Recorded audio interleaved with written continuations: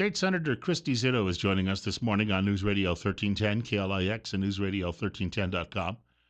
We're at 30, and coming up on, we'll say it's close to 6 minutes after 7 o'clock.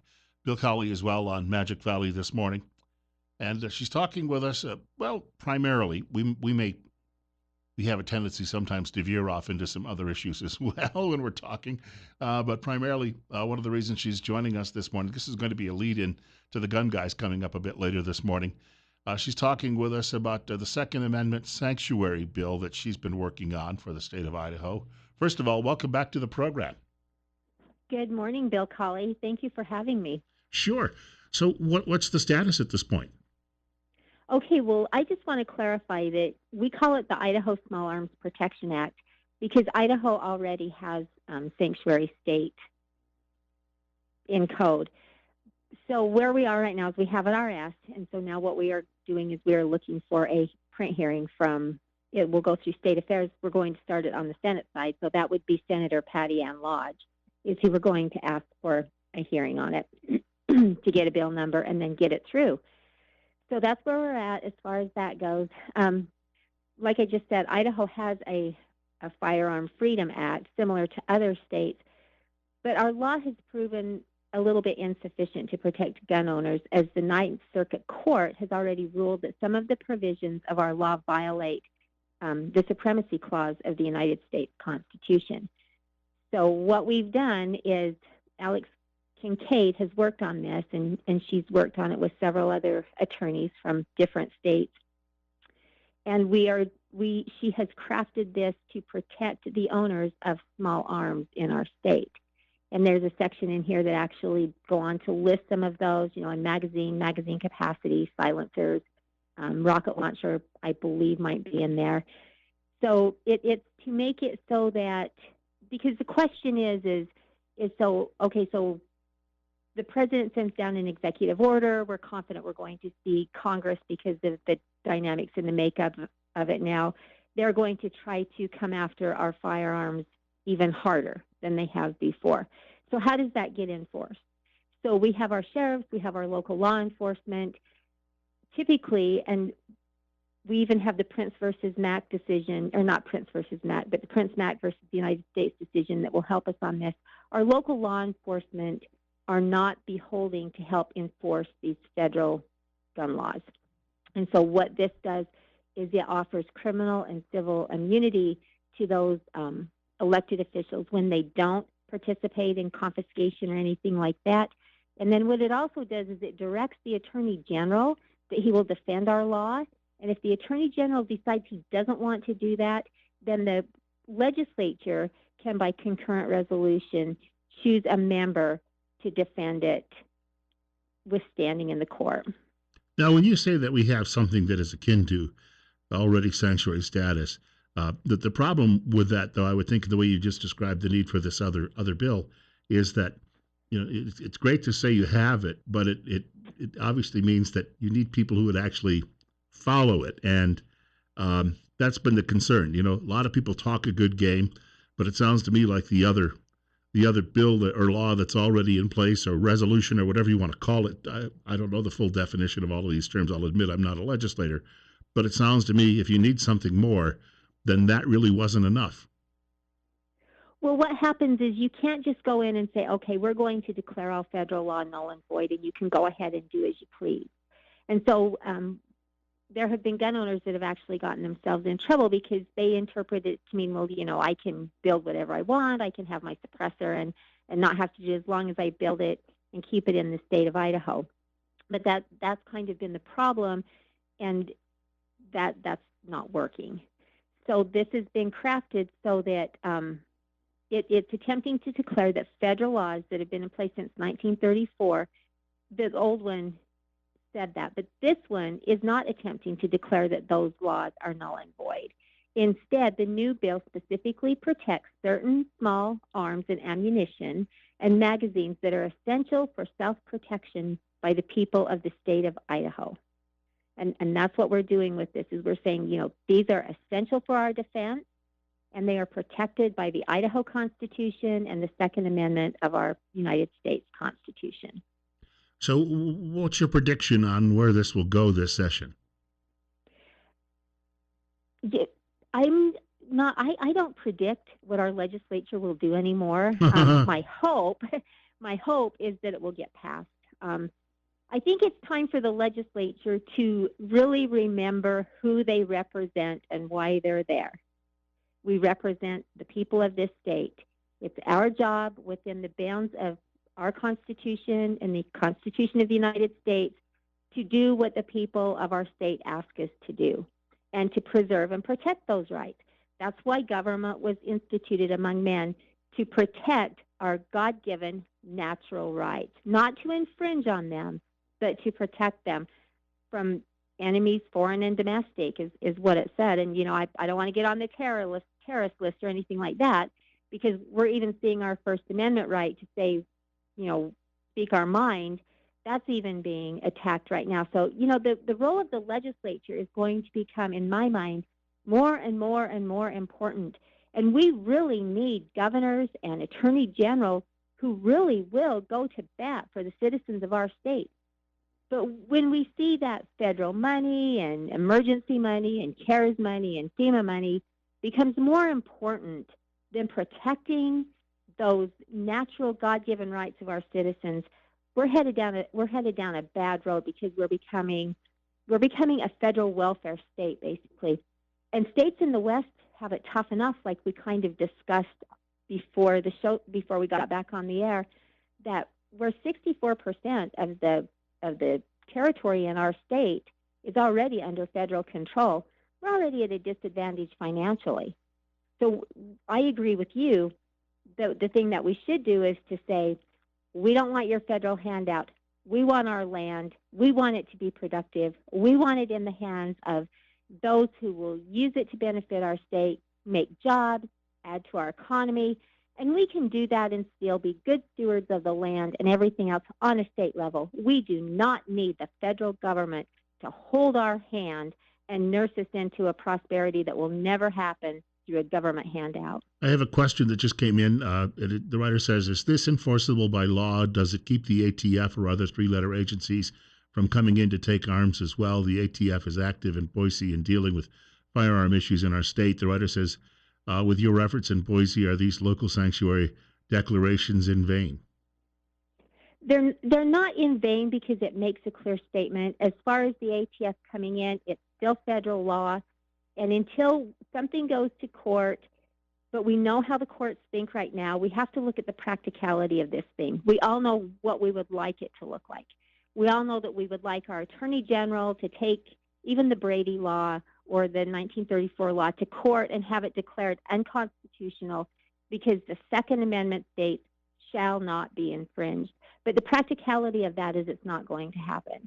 So what we're doing is we're saying that if your sheriff or your police chief in Boise said, no, I'm not going to go in, I'm not going to help you enforce these, that they are protected as they stand with the citizens and say this is unconstitutional.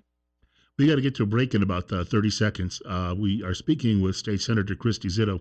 She represents all of Elmore and Owyhee counties and a portion of Twin Falls County as well. And she's obviously enjoying her new role. She only has half the people to argue with any longer. No, I still see them. They're still my friends. I like to go back and forth. It's good. That's why we're there. We'll get back on the subject in a couple of minutes, but I do have to get to an ag report and weather, and I've got to let somebody in the back door as well. So we've got more coming up with the senator in a few minutes. It's 7:15. The ag report and weather are on the way. It's 30. Bill Colley, too, on Magic Valley this morning on News Radio 1310 KLIX. We have a few more minutes left with State Senator Christy Zito. It is 30, and we don't have the snow that they've got in Boise. She says they've got about 2 inches on the ground right now as she looks out the window at the Capitol building. Bill Colley with you, too, at News Radio 1310 KLIX and newsradio1310.com. It's 7:22.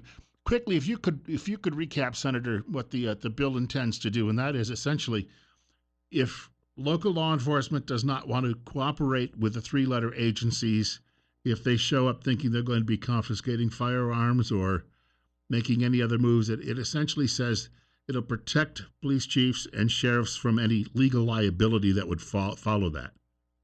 Yes, yep, that's what it does. It doesn't declare that federal law is null and void because we've done that and we've found that we can't do that. And citizens have been getting in trouble through that. But what we're doing is we're protecting certain arms, ammunition, reloading supplies, and components. Even though some of these have been declared, as we know, illegal in other states, Idaho will protect the right of our citizens to own and use them pursuant to the Second Amendment. And then that's what this legislation will provide criminal and civil immunity to law enforcement officials and other elected officials who refuse to aid federal agents who choose to enforce federal law that are passed that are not pursuant to the Constitution. Right, because we may be seeing some new laws coming along that we're totally unfamiliar with.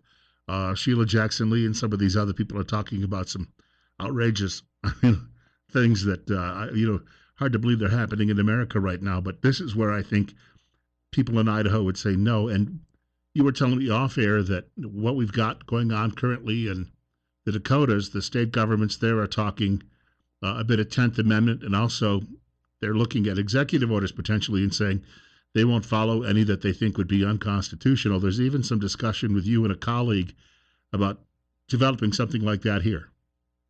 Yes, Representative Ron Nate and I have drafted a bill that would make it so that when these executive orders come, they would have to be reviewed by the legislature. I believe in the Dakotas they have to be reviewed by legislative council. But we felt that it was more powerful to have it reviewed by all of the voice of the people, not just certain representatives in that body, but the voice of and will of all of the people should review them, determine their constitutionality, and whether they should apply to the state of Idaho or not. Again, you said you weren't making predictions earlier, but what's your feeling on the reception that might get from your colleagues? I wish I could say I think it'll pass tomorrow. I really do, but Bill, I don't understand sometimes the resistance that is met with some of this stuff. I mean, I understand the need for caution. I understand the need to think things through, to make sure there are no unintended consequences, that we ourselves are constitutional when we pass law.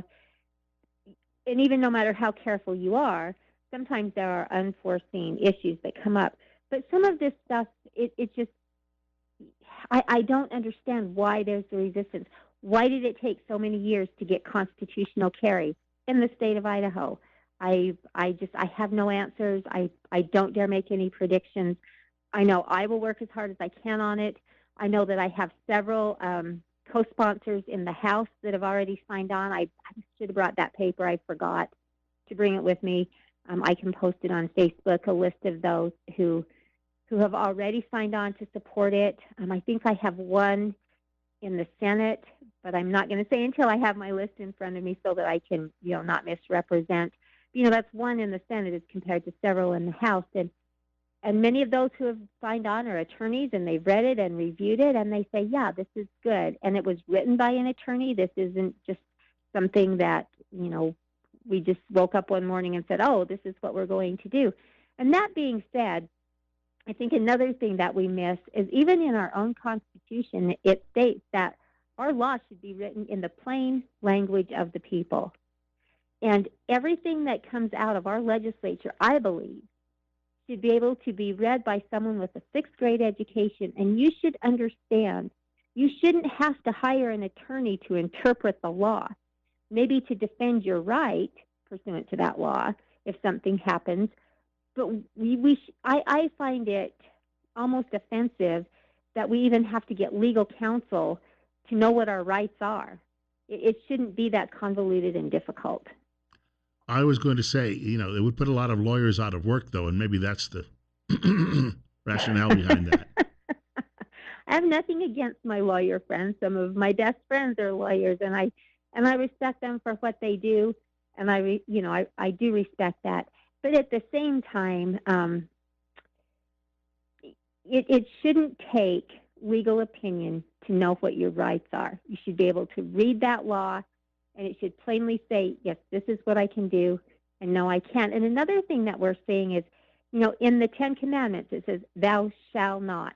And in a lot of our law, it says shall not, or you shall do this.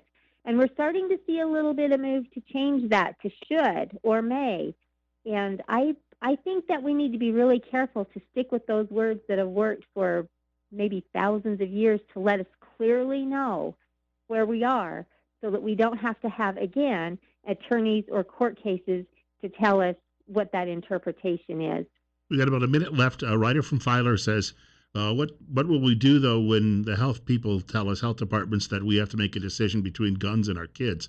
Because that one will come up, too, obviously, as well. They'll try to turn it into a health issue. There's no question that they will. There's no question. There are some questions. I believe I've had a couple of veterans call me, and in some of their questions that they're asked, that comes up. I wish right now, standing here, I don't really have a really good answer for that, because I would never want to say anything that would get anyone in trouble. I'm just praying that as a state, we can make it clear that we believe and hold true that that is our right to possess those firearms, unless you're otherwise prohibited by law, and we all know what those are. But to have to choose between defending your children and not being able to defend your children is criminal. And I say that from the position of a mother who has.